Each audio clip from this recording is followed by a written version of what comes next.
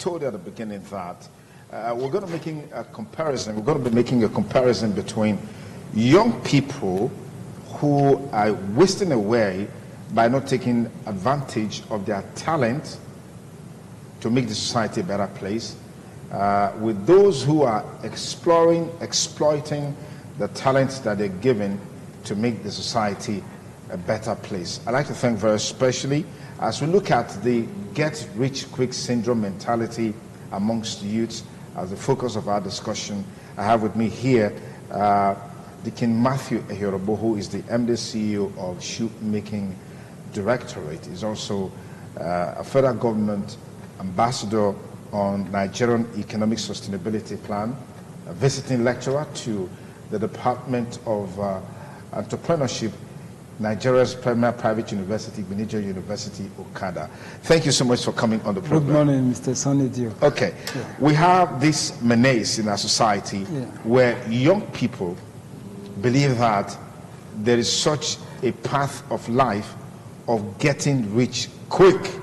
I mean, you want to get rich, do something today, tomorrow you are rich, you can drive the big cars, live in a mansion, live in a big house, wear expensive clothes and stuff like that.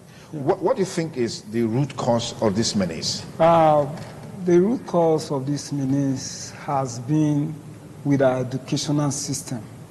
There's something we've gotten wrong in our educational system. Sometimes we do certified skill. That's from primary school to secondary school. We talk about technical education, but along the line, we are now certificate driven. That once you just get your certificate, you can get work in a big place and all of that, and you start to make money.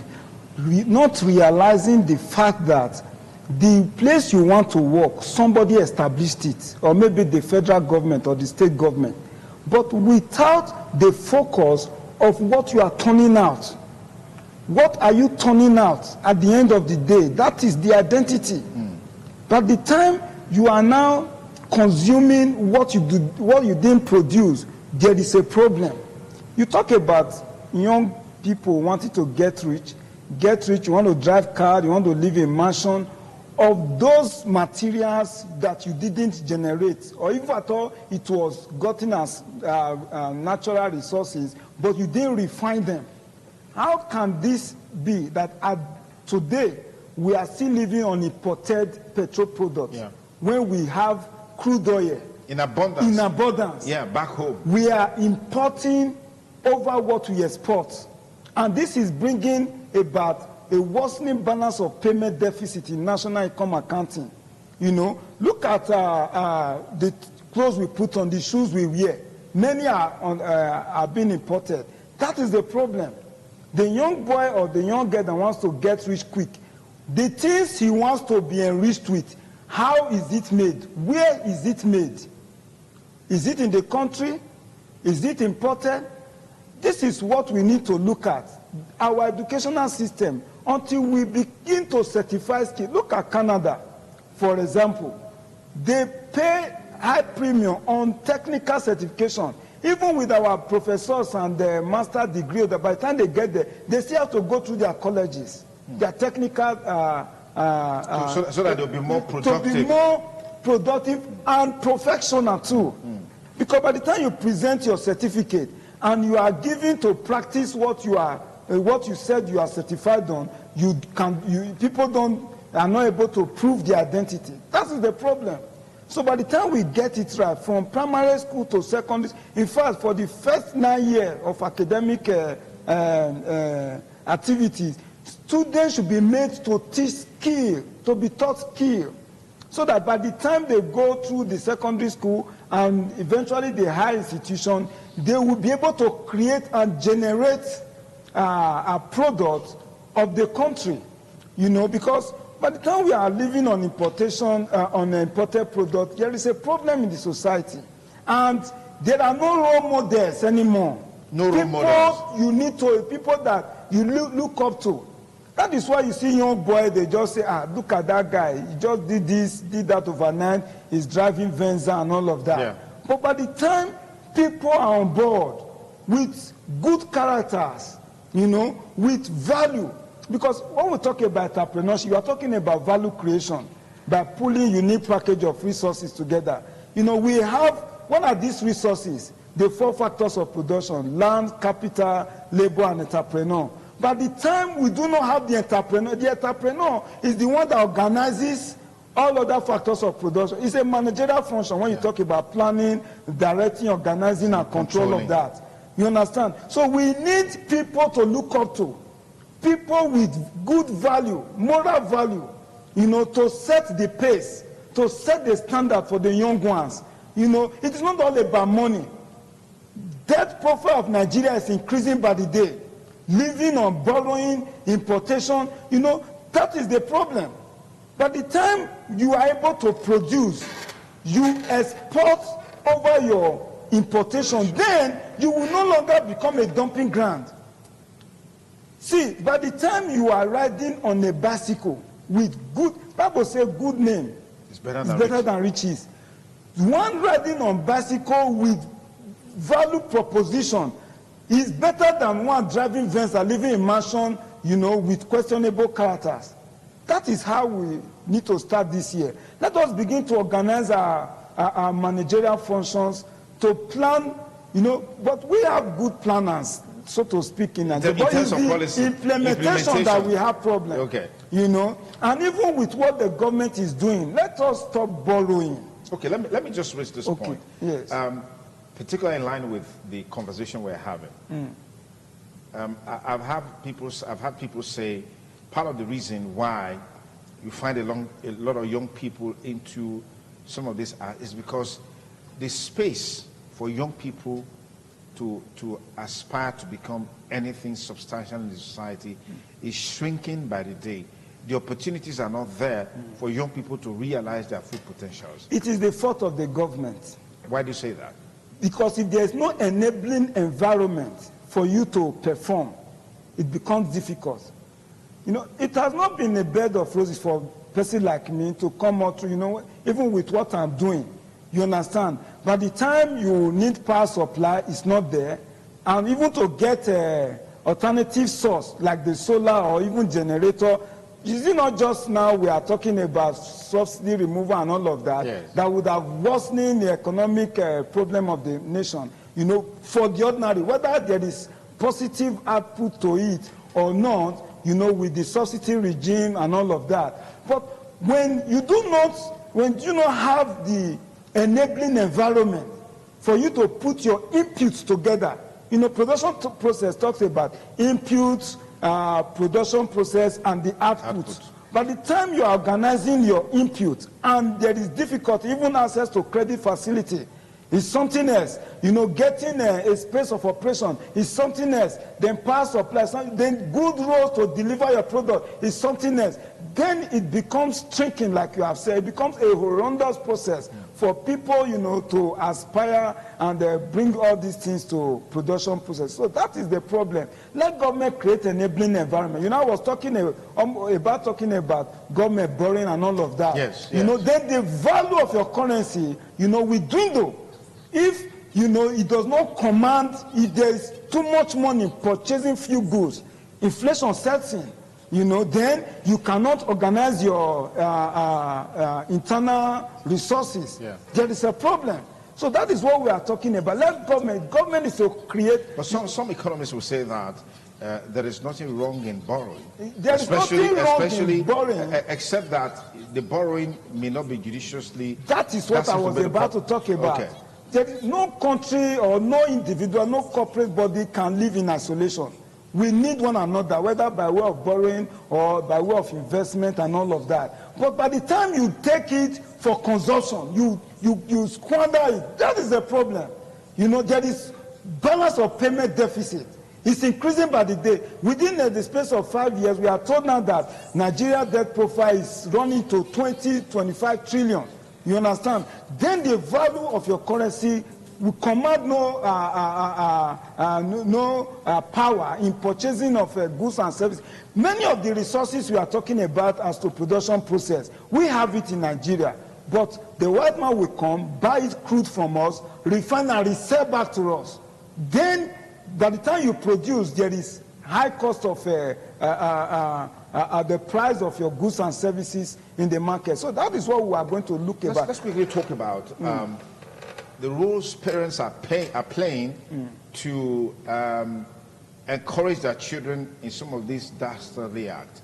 There's a story I read recently. In fact, we talked about it much earlier in the course of our program, where a mother encouraged his eldest child to kill the younger child for rituals, for sacrifice. See, because and then you have parents who encourage their daughters to marry Yahoo boys. There has been problem, for so long now, that the system has been bastardized. Okay, now we'll talk about that bastardization of the system in a moment. If you just join us to stay TMI Monday, we're talking with Deacon Matthew Ihorobo, who is the Ambassador, Nigerian Economic Sustainability Plan. He's also a visiting lecturer to the Enterprise Department, Igbinedion University, Okada. We'll talk more with him in a moment after this break. Please stay with us.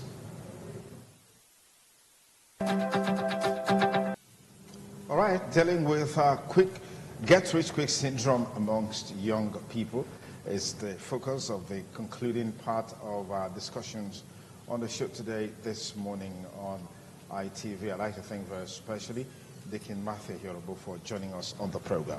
We're talking about the roles parents are playing in this evil that seems to have bedeviled the society, that's taken over the society, either as a father or as a mother or as parents. It looks like they have a stronghold on this in terms of encouraging your young people. You see, it's like they are transferring their woes, their pains on the children.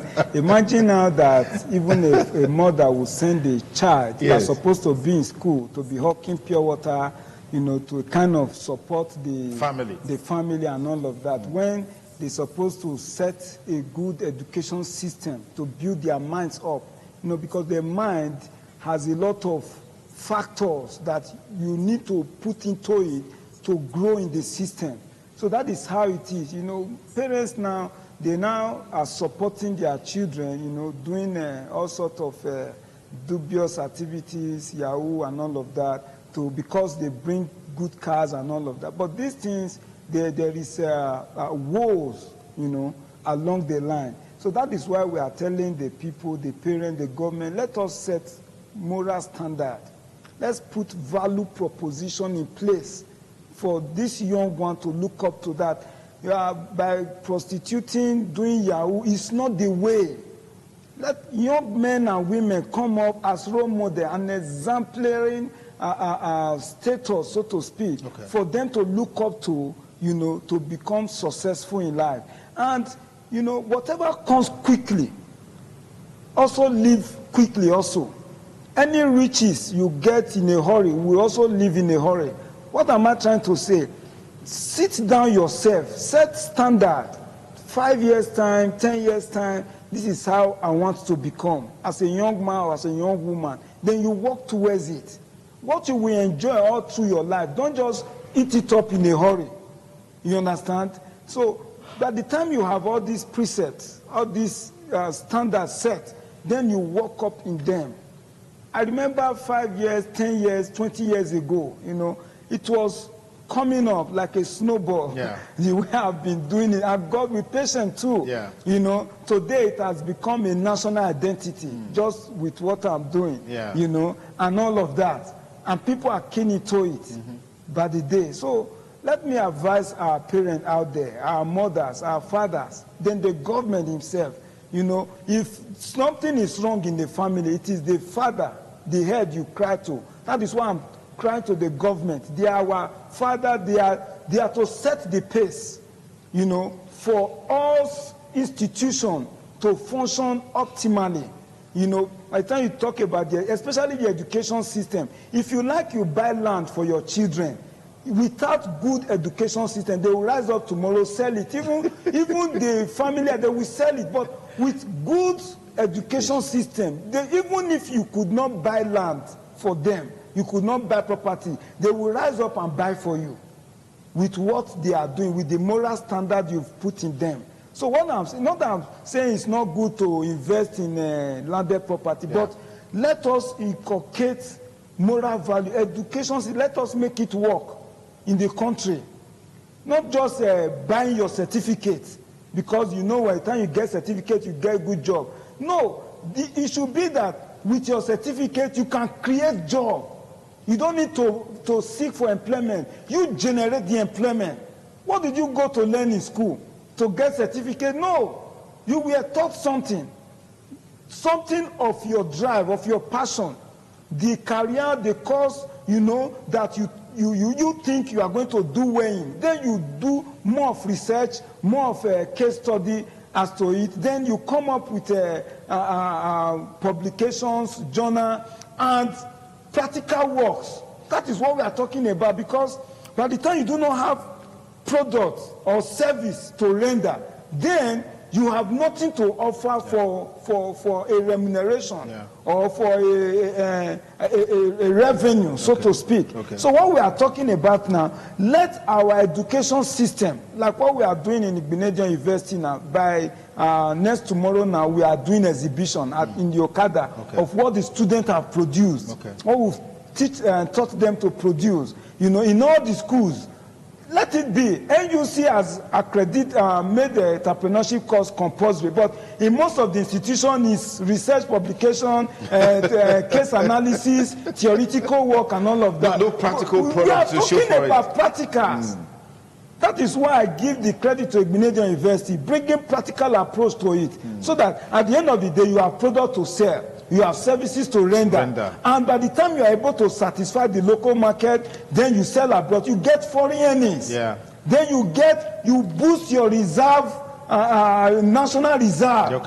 Then that is you now put up a strong identity to the world. You reduce your debt profile. You know, you balance your payment deficit. Then you are rising up as a nation. Then your currency will become valuable. How is it that small African nations, their currency is becoming stronger by the day than this Nigeria we call the giant of Africa? We should be giant in product offering. We should be giant in service rendering. We should be giant in being able to satisfy the local market of production process, service, and all of that we do in schools. Universities are opening up by the day. We are turning out graduates every now and then to the labor market. What do we expect them to do? To go into ritual, to go into internet fraudulent behaviors? No. So let the government drive to set the pace. Let the parents set moral standards for the children. That is not all about driving big cars. It's not all about living in mansion. Yes. Okay, so let's quickly cap it up with your advice to young people out there, because when you have the opportunity to interact with a lot of successful people, you find out that there was a personal decision on their part to be the best of them. That seems to be the propelling force. But you find a lot of young people who they prefer to move with the bandwagon, what you call the bandwagon effect. Everybody's going into this, I'm going into that. Everybody's doing Yahoo. I mean, just yesterday I saw a video where 3 young boys, all teens, 14, 15, 16, imagine that. They left Warri to Benin to come and learn Yahoo. So imagine the mindset that those 3 young children have, or young teens have, to take such an action. It's like somebody traveling abroad and you say you're going for greener pastures. It's the same thing they've done, leaving Warri to come to Benin to come look for greener pastures, but this time learning Yahoo. But there has to be that personal decision on what you want to be, how you want to be able to get to where you want to get to. My advice to everyone, whether young or old, ask God, make self-examination, what you may call introspect into yourself. Say, Lord, why did you create me? What am I here to do? Carry out self-examination. Then ask God to tell you that where and how do you want me to serve now that I've been born? Because by the time you do not do self-discovery, you will think that you compare yourself with others. But by the time you are able to discover yourself, then you know the potentials that God has put in. Imagine the mind you have to say, let me go and learn Yahoo. Channel that kind of mind into positive ventures. What I'm doing now. It was ridiculous, say shoemaker, so to speak. But today, it is a national identity to represent Southside and in so many places, within and outside the nation. So what I'm talking about is that discover yourself. Know your endowment, your potential. God has put something in you. In the Bible, when the master was living, he left talent. He gave talents to his servants. It may not be the same measure. Some may be greater, but with that you are giving, if you are able to make exceptional approach, move with it, you will become so great that you'll be sought for. Absolutely. Yes. Absolutely. That is why I'm telling people, it may not be as fast as others, but be patient with what God has given to you. You know, if I were to be so fast, it's 20 years counting now, but we've been able to bring down training process for people within 1 month, 3 months. You are able to discover, you know, a platform. For you to seek. All right. Thank you very much, yes. Deacon Matthew Ehiorobo, who is the brand ambassador of Nigerian Economic Sustainability Plan. We want to thank you for finding time to share your thoughts with us on the Get Rich Quick syndrome amongst young people. Matters Rising. It's still TMI Monday. We'll take a short break. Praise Daniel Sadebame will be here to join me to conclude the show. Please stay with us.